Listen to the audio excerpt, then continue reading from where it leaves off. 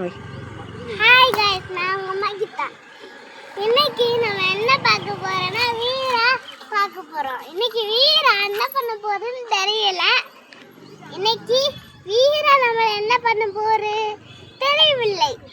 முட்டை பார்க்க போறோம். இப்ப பாருங்க, நம்ம பாருங்க. இப்ப முட்டைகிறான் வருகிறது. அதனால நம்ம தள்ளி போய்கிறோம். சுத்தி சுத்தி ஆடும் வீரா நம்மளே அந்த குச்சி வச்சு அடிக்கும். குச்சி ஆனா முட்டை இருக்கும் கொஞ்சம்.